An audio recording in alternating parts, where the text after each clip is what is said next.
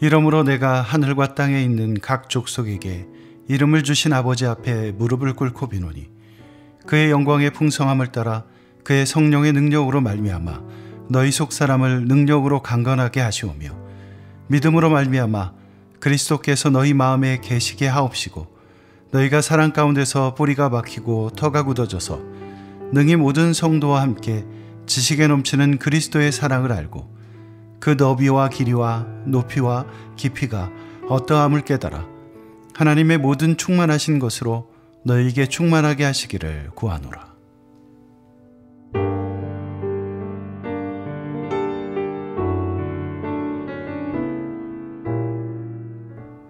사두개파 사람들이 예수님을 찾아와 전통에 관한 문제를 하나 꺼내놓습니다. 이스라엘의 전통 중에 형이 자녀가 없이 죽으면 그 동생이 형수와 결혼하여 형의 후사, 즉 가문의 대를 이어주도록 하는 제도가 있었습니다. 사두개파 사람들은 이 전통을 부활과 연결하여 예수님을 시험합니다. 만일 형과 동생들이 모두 한 여자와 결혼했다면 나중에 부활했을 때 그녀는 누구의 아내가 되는 것인지를 물었던 것입니다. 예수님의 대답은 이렇게 시작됩니다. 너희가 성경도 하나님의 능력도 알지 못하는 고로 오해하였도다. 예수님은 사두개인들이 성경도 하나님의 능력도 알지 못하기 때문에 그런 질문을 한 것이라고 말씀하십니다. 그들에게는 현실 너머를 볼 수 있는 눈이 전혀 없었던 것입니다. 그런데 이 점에서 오늘 우리도 사두개파 사람들과 크게 다르지 않은 것 같습니다. 그리스도인은 예수의 이름을 믿어 영원한 하나님 나라를 선물로 받은 사람들입니다. 그런데 여러분은 그 나라에서 누리게 될 새로운 삶에 대해 얼마나 알고 계십니까? 아니, 얼마나 관심을 가지고 계십니까? 그런데 사도신경은 우리가 그 부분에 대해서도 온전한 믿음의 고백을 할 수 있어야 한다고 말해줍니다. 나는 성령을 믿으며 거룩한 공교회와 성도의 교제와 죄를 용서받는 것과 몸의 부활과 영생을 믿습니다. 이것이 사도신경의 마지막 문장입니다. 이 짧은 문장 안에 그리스도인 된 우리의 새로운 삶이 모두 들어 있습니다. 우리는 이 문장을 통해 거룩한 교회와 그 안에서 이루어지는 성도의 교제, 그리고 날마다 짓는 죄를 용서하시는 하나님의 은혜를 믿음으로 고백합니다. 또한 부활한 몸으로 맞이하게 될 영원한 삶을 믿음으로 기대합니다. 왜냐하면 이것이 바로 구원받은 자들이 누리게 될 새로운 삶이기 때문입니다. 성령 하나님은 먼저 우리의 속사람을 새롭게 하십니다. 이러므로 내가 하늘과 땅에 있는 각 족속에게 이름을 주신 아버지 앞에 무릎을 꿇고 비노니 그의 영광의 풍성함을 따라 그의 성령의 능력으로 말미암아 너희 속사람을 능력으로 강건하게 하시오며. 바울은 에베소 교회의 성도들을 위해 기도합니다. 성령의 능력으로 그들이 속사람을 강건하게 하시길 구합니다. 성령님은 헤아릴 수 없는 하나님의 부요함으로 지금도 우리의 속사람에 능력을 주시고 강건하게 하십니다. 바울은 구원받은 자들을 강건하게 하시는 성령님의 사역을 이렇게 표현합니다. 믿음으로 말미암아 그리스도께서 너희 마음에 계시게 하옵시고 너희가 사랑 가운데서 뿌리가 박히고 터가 굳어져서. 성령님은 우리의 마음에 그리스도를 향한 믿음을 일으키시고 우리 안에 그리스도께서 거하도록 도우십니다. 또한 우리를 그리스도의 사랑 가운데 뿌리가 깊이 박힌 나무처럼 반석 위에 털을 잡은 건물처럼 만드십니다. 그런데 중요한 것은 이러한 변화가 개인들에게 개별적으로 일어나는 것이 아니라 모든 성도와 함께 그 안에서 일어난다는 것입니다. 모든 성도와 함께는 당연히 교회를 말합니다. 성령님은 구원받은 자들을 구별하여 거룩한 교회로 세우십니다. 그들은 교회 안에서 그리스도의 사랑에 깊이 뿌리를 내리고 터가 굳어집니다. 우리는 사도행전을 통해 그런 성령님의 사역을 자세히 볼 수 있습니다. 이런 이유로 사도신경의 마지막 단락에서도 성령님에 대한 믿음을 고백한 후 곧바로 거룩한 공교회와 성도의 교제를 언급하는 것입니다. 특별히 17절 말씀 중 너희가 사랑 가운데서 뿌리가 박히고 터가 굳어져서 이 부분은 교회가 무엇인지를 가르쳐 줍니다. 교회는 단순히 제도나 기관이 아니라 성도의 교제이며 사귐인 것입니다. 그런데 여기서 성도의 교제가 의미하는 바는 자칫 오해의 여지가 있습니다. 이것은 단지 우리가 서로를 존중하고 배려하며 어울려 살아가는 것을 의미하는 것이 아닙니다. 이러한 모습은 교회 밖에서도 얼마든지 볼 수 있습니다. 성도의 교제가 의미하는 바는 그것과는 차원이 다릅니다. 성도의 교제는 내가 너희를 사랑한 것 같이 너희도 서로 사랑하라, 예수님의 말씀을 따르는 것입니다. 죄인들을 위해 자신의 목숨까지 내어주신 예수님의 사랑을 본받는 것입니다. 그리고 그것 또한 성령님의 도우심으로만 가능합니다. 성령님의 도우심 없이 예수님의 계명을 지키고 하나님의 사랑 안에 거할 수 있는 사람은 없습니다. 예수님의 사랑은 교회를 온전히 하나 되게 합니다. 그래서 바울은 교회를 그리스도를 머리로 한 몸을 이루어 그 안에서 모두가 지체가 되는 것으로 표현합니다. 교회는 구원받은 자들이 그리스도 안에서 서로를 자신의 몸처럼 사랑하며 살아가는 구별된 공동체인 것입니다.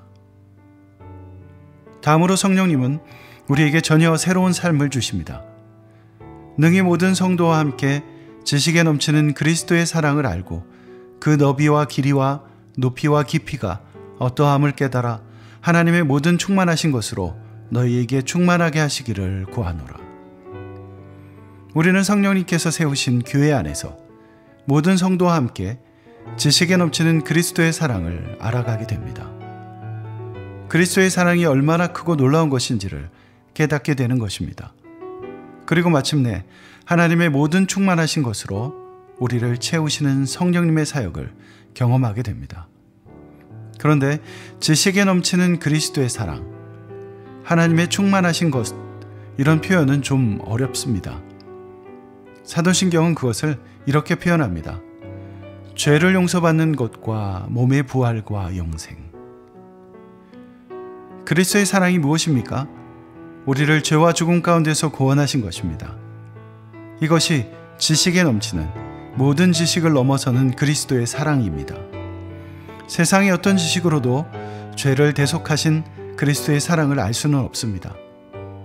우리는 오직 성령님으로 말미암아 그리스도의 사랑이 무엇인지를 깨달을 수 있습니다.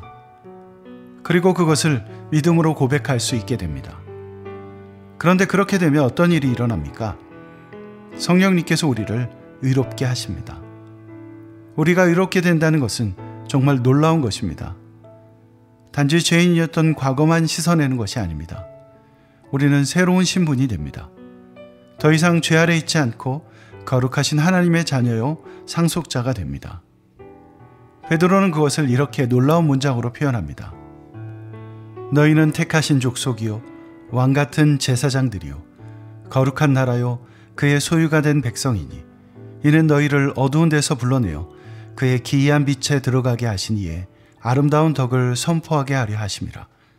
너희가 전에는 백성이 아니더니 이제는 하나님의 백성이요 전에는 긍휼을 얻지 못하였더니 이제는 긍휼을 얻은 자니라. 이제 하나님의 충만한 것에 대해서 살펴보겠습니다. 하나님의 모든 충만하신 것으로 너희에게 충만하게 하시기를 구하노라. 여기서 충만하신 것으로라고 번역된 헬라어 단어에는 가득 참 완성의 의미가 있습니다. 무엇인가 부족했던 것을 채우고 완전하게 하는 것, 그것이 바로 충만함입니다. 성령님의 재창조 사역을 통해 우리의 전 존재가 우리의 내면뿐 아니라 몸까지 완전하게 되는 것입니다. 그는 만물을 자기에게 복종하게 하실 수 있는 자의 역사로 우리의 낮은 몸을 자기 영광의 몸의 형체와 같이 변하게 하시리라. 우리의 낮은 몸이 예수 그리스도의 영광의 몸의 형체와 같이 변하게 되는 것입니다.